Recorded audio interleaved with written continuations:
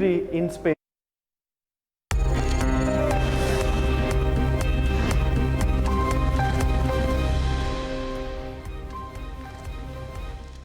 Welcome to all our viewers in this special broadcast where we are covering the impact of COVID-19 on industries. And this was the industry that first got affected as the pandemic started to spread.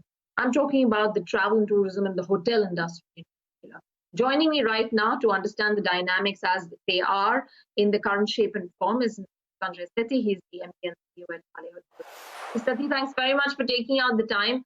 Let me first ask you, how is the industry, grappling with the situation right now? How are you trying to manage things as they are? Well, thank you for having me on the channel. To begin with, obviously very tough times, not just for our industry, but everyone around the globe. And like everyone else, we've picked up our A game to counter the current challenges. I think the key word here is resilience, to make sure that we fight very hard against the challenges that are in front of us. At the same time, make sure that our businesses stay safe and ready for the future. So we've sort of broken up our action into 4 or 5 areas. The first step, obviously, in the early days was to ensure the health and safety of our guests and employees. So a lot of work in the early days went into that.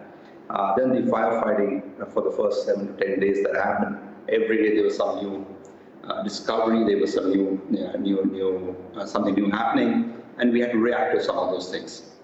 That's how we sort of started off, and from then we've sort of moved into more of a deeper planning stage.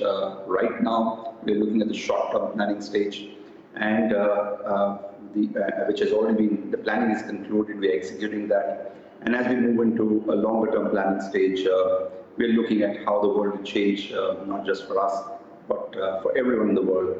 And what do we need to do to sort of create or cater to the new normal? What kind of planning, Mr. Sethi, prepares you for a situation like this? This is unprecedented. No one's seen this happen before. And across industries, everyone is grappling with issues for the first time, such kind of issues for the first time, which you're not prepared to handle. So in the best possible scenario, for occupancy rates, obviously, while they have dropped in the visibility for occupancy rates to rise maybe some time away, the impact for you would be two-sided, right? While your forward bookings get impacted, your bookings that have already been done, customers must be lining up for refunds as well. So that too causes a drain. So look, 2-3 things. We are fortunate to partner with global brands, and they've got the best-in-class policies that work for them as far as customer cancellations are concerned. And I think they were very quick off the block announcing their offers. The loyalty of these brands is so strong that most customers have been able to handle the situation as best as they could.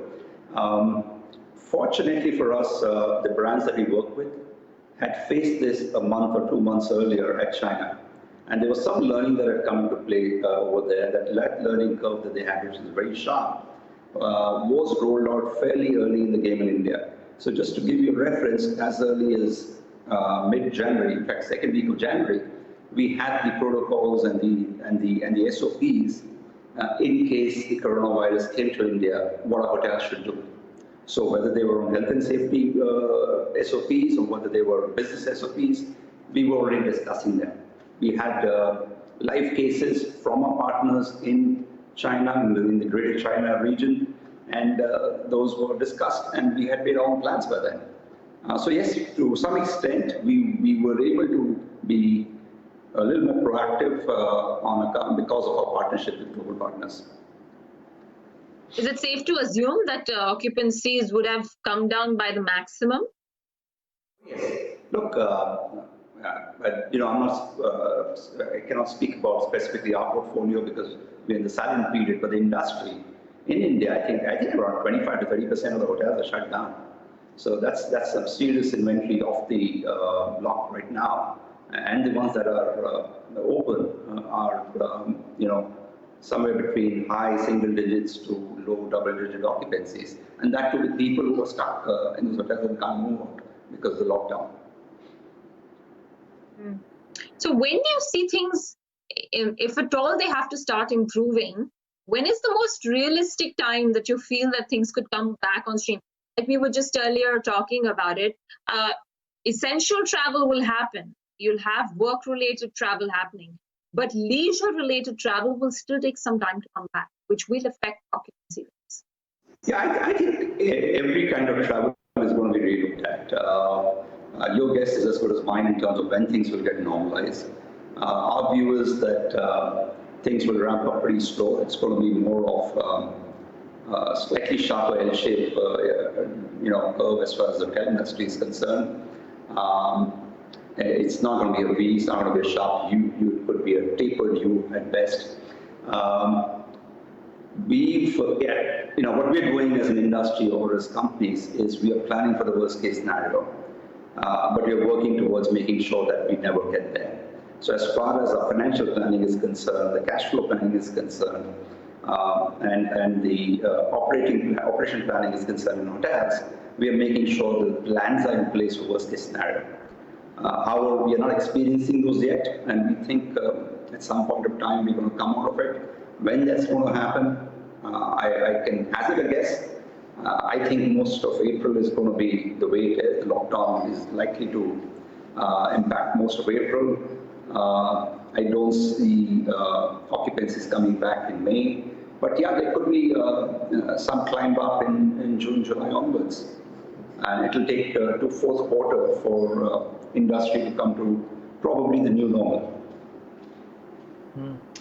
Sanjay, good morning. Neeraj here. Just wondering, yesterday one of the largest consumer lending companies mentioned that they are going out on cutting the OPEX meaningfully in order to bring down costs in these tough times, because it's impossible to gauge what will happen in 3 to 6 months' time. What about your industry? I mean, can you bring down OPEX, employee costs, etc., in a meaningful way to combat the impact of this slowdown currently? I know that the industry has taken salary cuts, but that's just one part, right? Sure. So it's like this. We are a capital-intensive industry, and we are a people-intensive industry.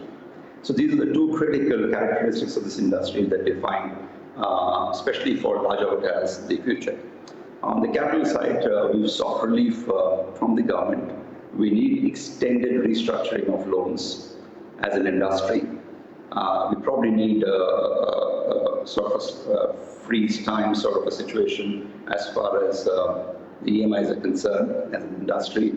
So that's the support that we need from the government and RBI on that front. Second thing is the employee cost, which is a significant cost, the largest cost in our business.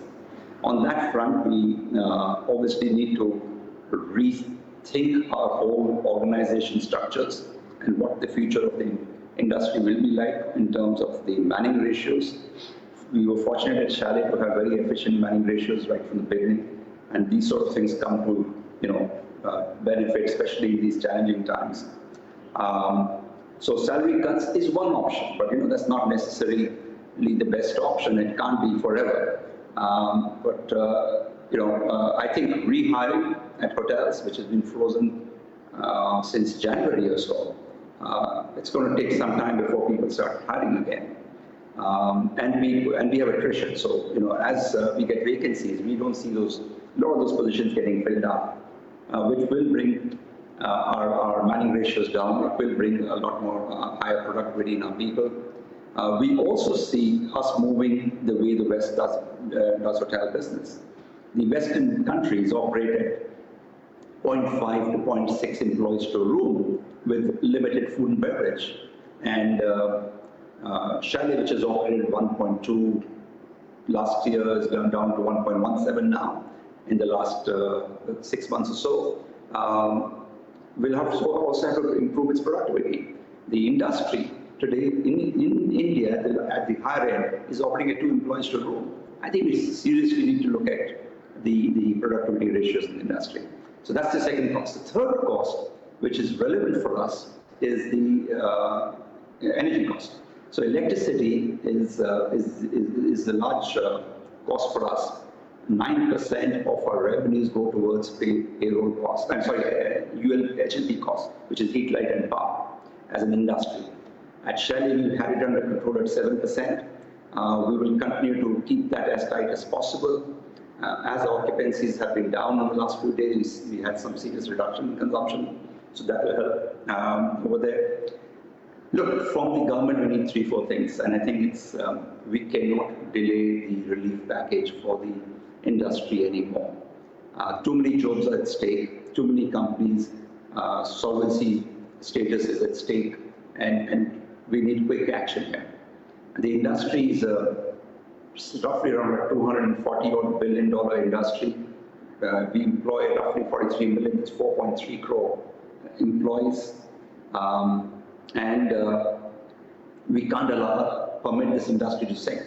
And the government needs to take very solid steps, what UK and some of the other countries have done.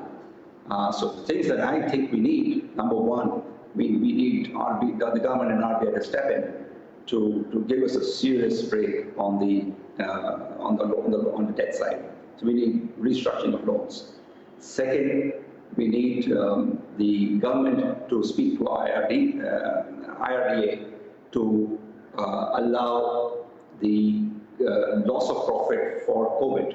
It's critical that that be allowed. I mean, the reason we pay very hefty premiums is for unforeseen circumstances like this one. And loss of profit has to be covered. And while some noises are being made that insurance companies may not be covering COVID-19, I think the government needs to step in here. Third, we need the government to, in some form or the other, subsidize our payroll costs. Maybe something like what the UK did. And I think fourth, we need some relief on electricity costs. On the electricity side, the state governments need to step up and waive off electricity duties. And very importantly, something that the industry has been asking for very long, we need to be charged electricity rates at industry rates. We are declared industry, but we get charged commercial rates. It's not fair. We create employment, we pay taxes, and we pay rates which are not commensurate with our status as an industry. And I think all these things need to be addressed very, very urgently. Right. Mr. Sethi, one last question then. Could you give us run us through the impact that would come about for the retail and the commercial side of the business as well? And does your expansion plans get hampered significantly? I really can't speak about specifics of what how the impacts to Chalet. We're in the silent period with the quarter having just got over. But the retail industry in general is also hit hard. Malls have been shut down. That's common knowledge. I don't see much of an impact countrywide on office rentals because if anything, the buildings that are occupied and rents will continue to come in. Okay. Mr. Sethi, thanks very much for joining and really appreciate you in telling us what exactly the industry is going through. Thank you so much for joining us this morning. Okay. And thanks to all our viewers for watching this special broadcast.